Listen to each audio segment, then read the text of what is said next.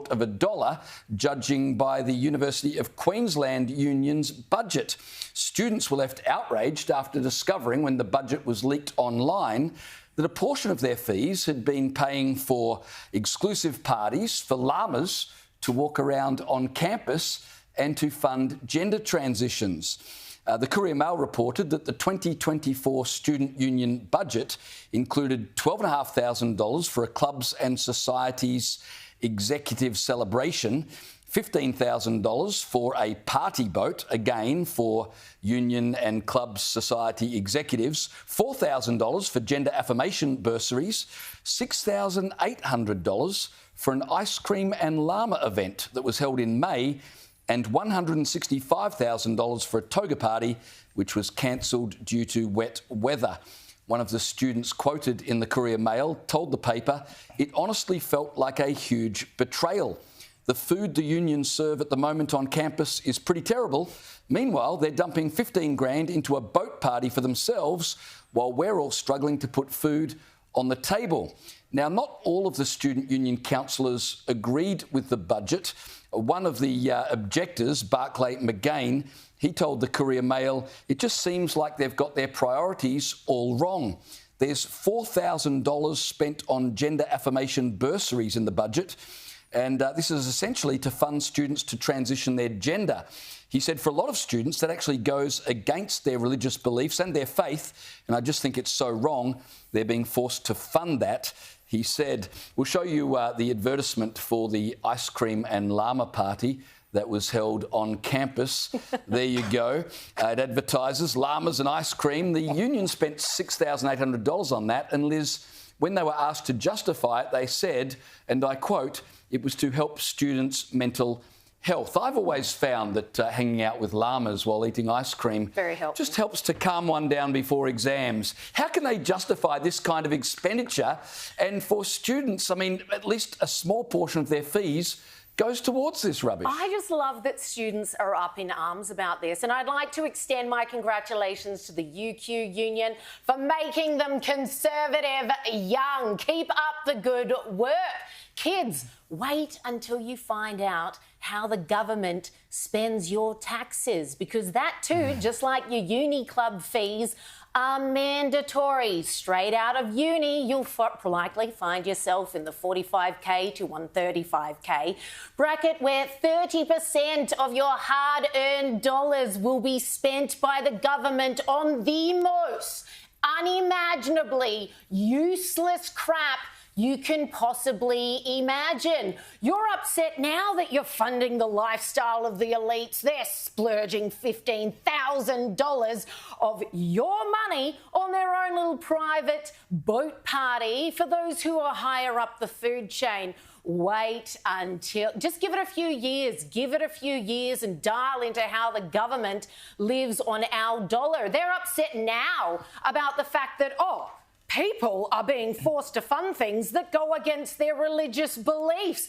Again, wait until you find where your taxpayer dollar goes and wake up and realise that your own federal government have such animosity, I would call it, for the religious in this country. They literally tried to get up a religious freedoms bill that was going to do nothing but gut religious freedoms in this country.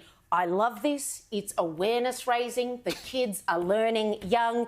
UQ Union's pumping out the Conservatives while they're still teenagers. Well, I think we've also got to give them credit for putting every psychiatrist and psychologist in the country out of business, because they worked out how to fix the mental health crisis. It's llamas. Just get the llamas in there and everyone will be fine. And in the spirit of the lamas, I would say I would spit on this budget. Now, the bit that I find the most extraordinary, beyond the $4,000 for gender affirmation, what's $4,000 going to do? Is that for every student? Imagine if every student at the university decided they wanted a piece of the $4,000. Well, it ain't going to go very far. It wouldn't be for surgery. It would be for like a new wardrobe. Oh, well, very good. It's gender affirmation, right? So it's just to affirm whatever identity you have chosen. But God knows what that's meant to do. But $165,000 for a toga party, right? Now, this is the best bit of rain I have ever seen in my entire life, that it managed to stop this party. For $165,000, what sort of party are you getting? I mean, I've been to some ripper parties with a shed load of grog, and I don't think they cost anywhere near $165,000. It sounds to me like another one of these government contracts that I want to get my hands on, because if I can put a party on for 165 grand, you're going to get a hell of a party, and I'm going to have a hell of a lot of money left over at the end of it. I reckon it would be nothing but a pile of grog. Oh, it would have to be. And togas, of course. But it just once again proves, as you noted at the top, James, the unis are crying poor today. Woe is me. They're going to lower the number of international entrants into universities, which is something I actually have to give credit to the Albanese government for. Finally. For working out that the whole thing is a rort. Because the universities take every cent they can out of everyone without a care as to whether there's any academic aptitude or whatever. And that's why they favour the international students, because they pay full-tote odds. And when you see how the money is spent, money that ought to be spent on educating the next generation of workers. I mean, I know people, a friend of mine who worked in South Africa and when he was a young man as a university lecturer, and he now says if a kid asked me what I should do with my life, I would say to him, do not go to university. Agreed. People who've worked in the system now acknowledge that it is a total rort, it's a joke, you're not being taught anything of any value, they're just pumping you full of Marxist nonsense, the long march through the institutions, and they'd much rather spend 165 grand on a toga party and 15 grand on an exclusive boat ride.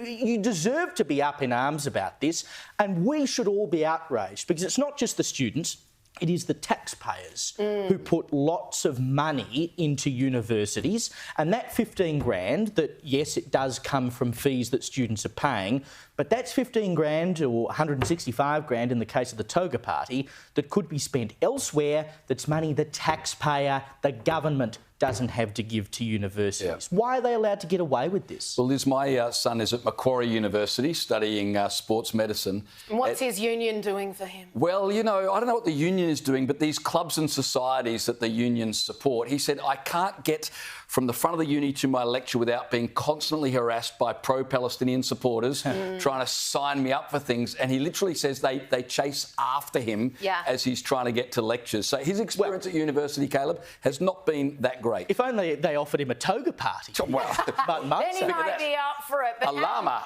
that's what he's holding out for. But as it stands, they're nothing but very expensive cesspools of indoctrination.